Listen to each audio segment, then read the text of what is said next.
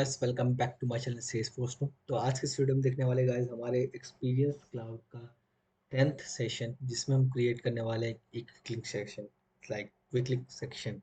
तो basically guys हम create नहीं करने वाले, ऑलरेडी हमने क्रिएट कर रखा था अपने प्रीवियस वीडियो में। तो फॉर एग्जांपल मैं आपको दिखाऊं तो ये हमारा वेबसाइट है अभी तक का, जो कि हमने बिल्ड किया अपने पूरे इस प्लेलिस्ट के थ्रू। तो अगर आपने नहीं चेकआउट किया, आप पहली बार आ रहे हो मेरे चैनल, तो आप प्लीज़ जाके इसे चेकआउट करो। बहुत ही ऑसम सीरीज है एंड बहुत ही मजा आने वाला है आपको सीखने में। तो वैसे हमने अभी तक क्या किया था, ये इम्प्लीमेंट कर रखा था। तो इस तरह से कुछ हमने क्विक लिंक सेक्शन क्रिएट कर रखा था। बट आप देख सकते हो कि ये जो क्विक लिंक सेक्शन है ना, ये अभी भी सुंदर लग रहा है, ब्यूटीफुल दिख रहा है। बट अगर मैं लेके चलूँ तो इसकी बात ही अलग है, राइट? ये थोड़ा प्रॉपर दिख रहा है। अब इस तो ये इमेज के ऊपर एक ब्लैक मास्क है, देन उस ब्लैक मास्क के ऊपर एक टेक्स्ट है, स्किल्स प्रोजेक्ट सर्टिफिकेशन। तो हमें इस वाले कंपोनेंट को ना इस कंपोनेंट के तरह बनाना है। तो प्रीवियस वीडियो तक मैंने ये इतना तो बना दिया था, बट सीएसएस वाला पार्ट थोड़ा समझने में आपको और टाइम लग लग जाता मुझे समझाने में। तो इसलिए मैं सोचा कि चलो सीएसएस वाला पार्ट हम नेक्स्ट वीडियो में देखने वाले हैं। तो ऑलरेडी ज़्यादा कुछ मेहनत नहीं करनी है आज की वीडियो में, बस थोड़ा समझने की जरूरत है। तो अगर आपने एडब्ल्यूसी का अगर आपने एक्सपीरियंस क्लाउड फॉलो नहीं किया है इस सीरीज़ को, तो अब इस तो ये प्लेलिस्ट मैंने ऑलरेडी क्रिएट कर रखा है, जिसमें मैंने ऑलरेडी सारे वीडियो ऐड कर रखे हैं। तो अगर आपको सीखना है तो इस वीडियो के लिंक में, इस वीडियो के डिस्क्रिप्शन में इस प्लेलिस्ट का लिंक मैंने ऐड कर दिया है। आप जाकर उसे चेकआउट कर सकते हो। गाइस बहुत होगी बात, अब चलते हैं काम पे। तो ऑलरेडी गाइस आप देख सकते हो प्रीवियस वीडियो में मैंने ये एलडब्ल्यूसी क्रिएट किया हुआ था क्विक लिंक्स नाम से, जिसमें हम क्या करते हैं, हम सिंपल एक अपना स्टैटिक रिसोर्स को एक्सेस कर रहे थे, उसको डेटा नाम के एक एरो ऑफ ऑब्जेक्ट में स्टोर कर लिए थे, राइट? हमारे सारे तीनों इमेज के लिंक्स को एंड टेक्स्ट को।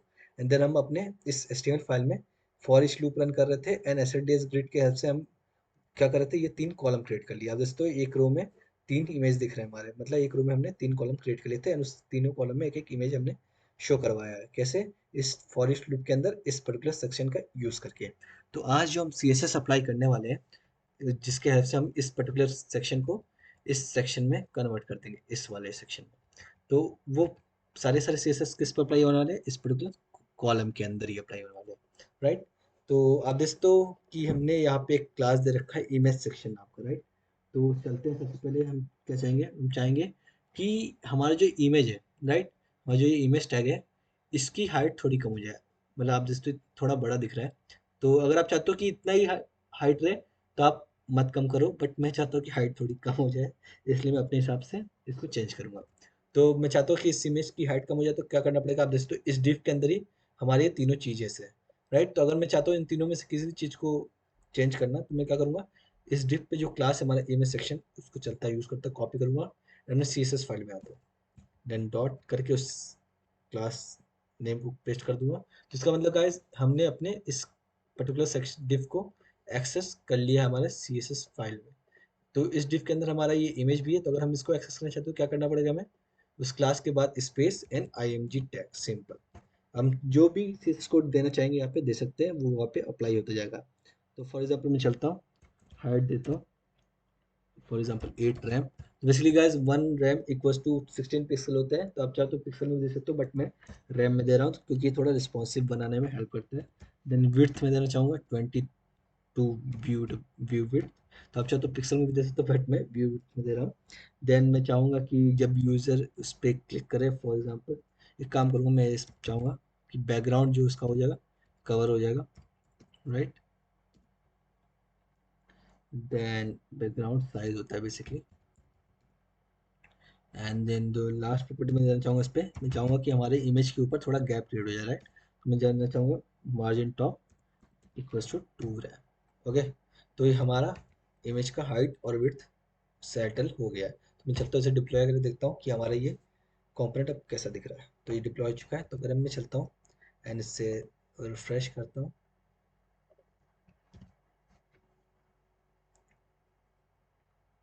तो आप दोस्तों ये इमेज बहुत ही ज़्यादा छोटा हो गया है।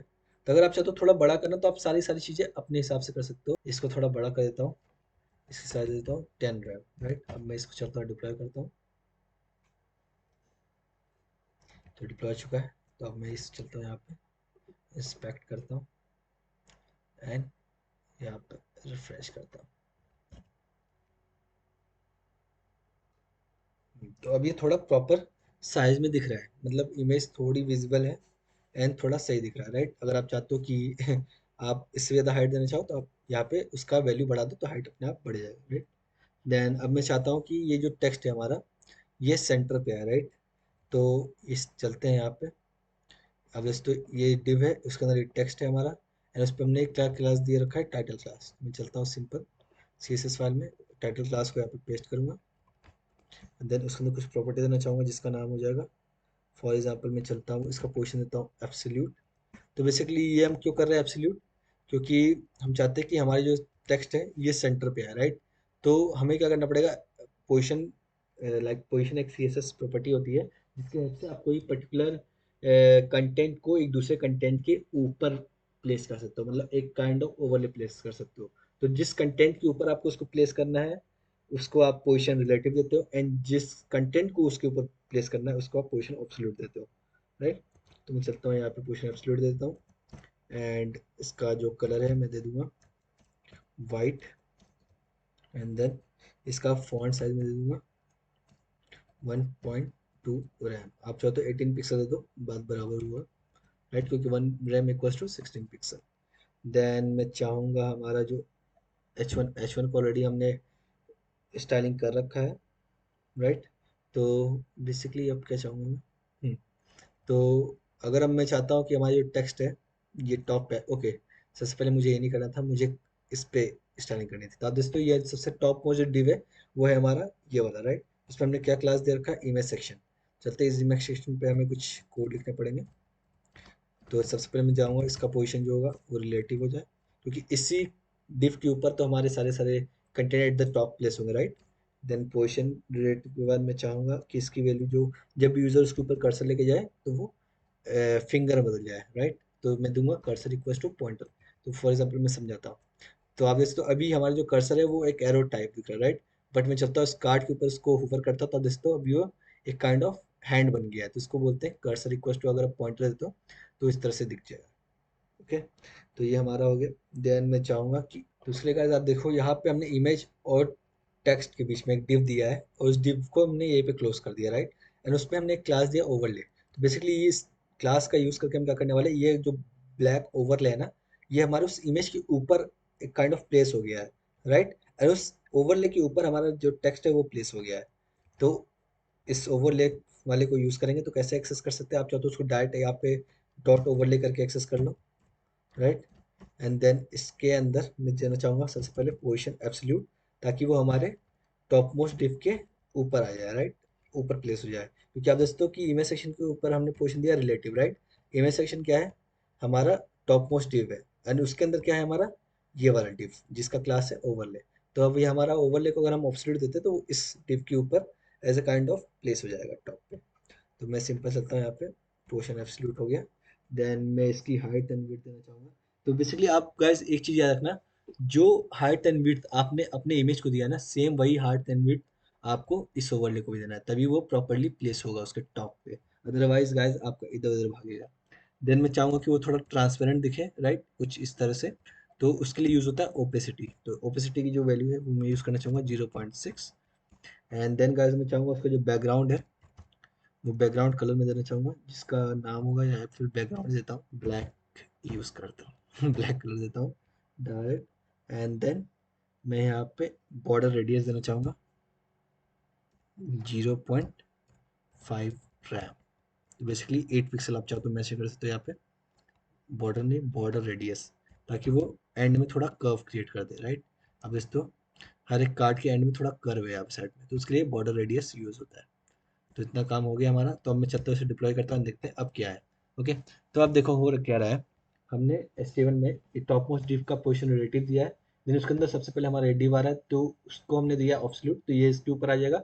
उसके नीचे हमारा टेक्स्ट वाला डिव है, एंड उसको भी हमने दिया है ऑब्सोल्यूट, तो वो इस ओवरले के ऊपर आ जाएगा, राइट। तो अगर मैं चलता हूँ इसे, हमारा डिप्लॉय चुका है, तो हम चलते हैं इसे रिफ्रेश करते हैं।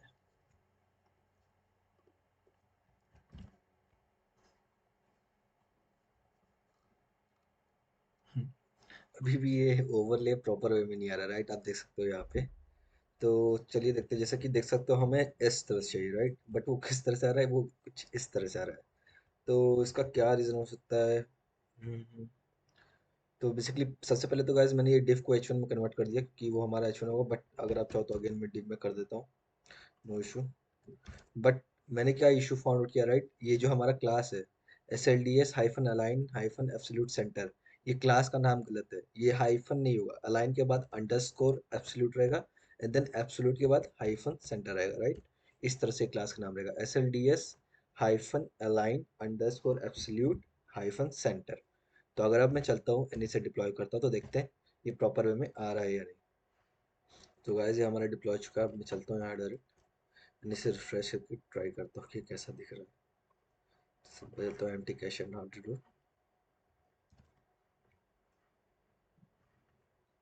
तो ये अब हमारा प्रॉपर वे में आ गया। तो गाइस सिर्फ छोटी सी मिस्टेक, क्लास का नाम गलत लिख दिया था, तो मैंने ये सारे इशू हमें फेस करने पड़ गए, राइट।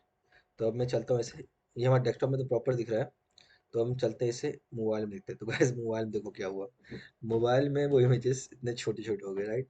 तो अब मोबाइल व्यू में हम चाहते हैं कि वो पूरा पूरा एक बड़ा इमेज है, फॉर एग्जांपल इस तरह से, जैसे कि हमारे इस वेबसाइट में इसके आप देख सकते हो ये पूरा पूरा कवर कर रहा है, राइट। तो हम चाहते हैं वहाँ पे भी ऐसा ही हो, तो उसके लिए हमें क्या यूज़ करना पड़ेगा, आप चाहते हो कि डेस्कटॉप में अलग CSS सप्लाई हो एंड मोबाइल डिवाइस में अलग CSS सप्लाई हो, तो उसके लिए क्या यूज़ करते हैं हम गाइस, मीडिया क्वेरी, जो कि मैंने ऑलरेडी प्रीवियस वीडियो में आपको बताया रखा था, राइट। तो मीडिया क्वेरी क्रिएट कैसे करते हैं, आपको सिंपल चलना है अपने CSS फाइल में, ओके, एंड यहाँ पे आपको @media लिखना है, ओके, एंड देन आपको लिखना है ओनली स्क्रीन,